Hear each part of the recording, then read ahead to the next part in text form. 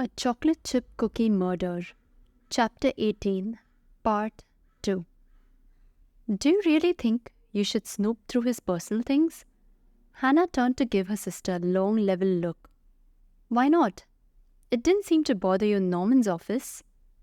Andrea's cheeks turned a dull red and she snapped her mouth shut. She didn't say a word as Hannah opened the wallet and counted the bills inside. 1,200 in cash, his driver's license, and a folder of credit cards.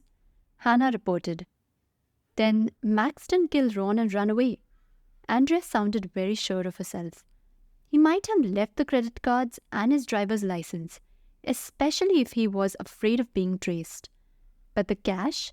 He would have taken the cash. You're right.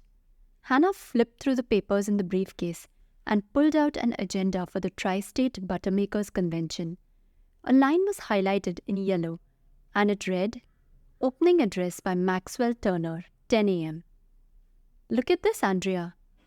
Andrea stared at the highlighted line. The speech Max didn't give. I wonder where it is. Hannah began to frown. Betty said she worked till late Tuesday night typing it up. She left it on her desk for Max, and it was gone when she came in to work on Wednesday morning. Andrea looked puzzled. It's not in Max's briefcase? No, let's check out the house. Andrea looked as if the last thing she wanted to do was go into Max's house. Do we have to? I think we do. Max may have left something behind that'll give us a clue to where he is. Okay. Andrea reluctantly agreed. Do you think we should arm ourselves just in case? Good idea. Hannah grabbed a claw hammer from the workbench by the door and handed Andrea a rubber mallet. A hammer and a mallet were no match for a killer with a gun, but she was almost positive that no one was inside. If arming themselves with carpenter's tools made Andrea feel safer, that was fine with Hannah. Hannah tried to turn the knob on the connecting door, but it wouldn't budge. Oh, great. Max did lock his door.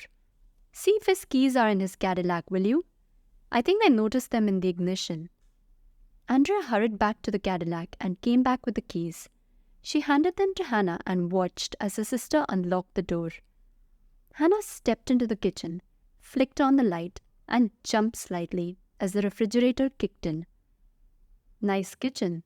I guess Max had a thing for cows. Every round handle on the row of the kitchen cabinets was painted with black and white patches like a Holstein cow.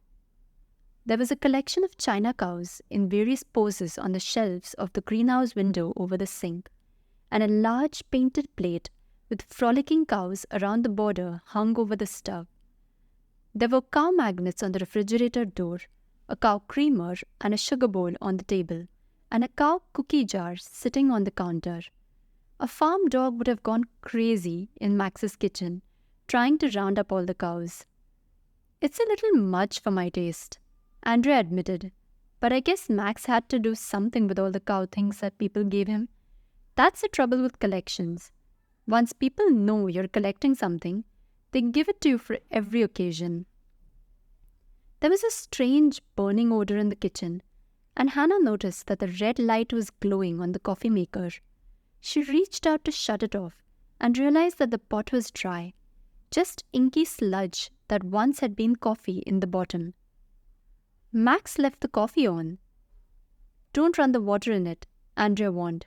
I did that once and the carafe cracked. Hannah set the glass pot on one of Max's burners to cool. Then she noticed a thermos on the counter, right next to a dish towel with a happy-looking bovines grazing across its green terrycloth surface. The thermos was empty and its cap was off. Max must have planned to come back here. He made a pot of coffee so that he could fill his thermos. He probably wanted to take it with him for the drive. Andrea looked sick as she stared at the empty thermos, and Hannah knew she was thinking about what might have happened to Max. She grabbed her sister's arm and propelled her past the cabinets with their cow-painted knobs and into the deserted living room. Hannah flicked on the lights, but there was no sign that anyone had been here since Max left early Wednesday morning. She glanced at her sister, that sick look was still on her face, and decided that she'd better do something fast. Andrea's face was pale, her knees were shaking, and she looked as if she might faint. "Andrea, I need you to help me out here," Hannah ordered in the same tone of voice that Dolores used when she told them to clean their rooms. "Have you ever been in Max's house before?" Andrea blinked once, twice, and then she turned to Hannah. She looked disoriented and more than a little frightened. "What did you say?" "Have you ever been in Max's house before?" Andrea nodded. A little color was beginning to come back to her cheeks, now that Hannah had given her something else to focus on. "Al sent me out with some papers last fall. Max bought some property over in Browerville, and Anne handled the paperwork for him." "Can you remember what the house looked like then?" "Of course I can. I'm a real estate agent." Andrea's voice was less tentative. "Max even gave me a tour. It was right after I fixed it up, and I wanted to see it. I thought he might want to put it up for sale later on and move to a bigger place in town." Hannah smiled and patted her on the shoulder. "I knew I could count on you. Just keep your eyes open for anything that looks out of place. How about this room? Does it look the same as it did then?" Andrea looked around. "Everything's the same, except for the couch. He used to have a black one with cow pillows on it. See that painting up there over the fireplace? He told me that his mother painted it from an old photograph." "That's Max's grandfather standing in front of the original dairy." "Hannah didn't know. I didn't know that Max's mother was an artist." Hannah stared at the painting. "It wasn't very good." "Obviously she wasn't." Andrea recovered enough to smile. "It's from one of those original paint-by-the-number sets. They were very big in the 50s.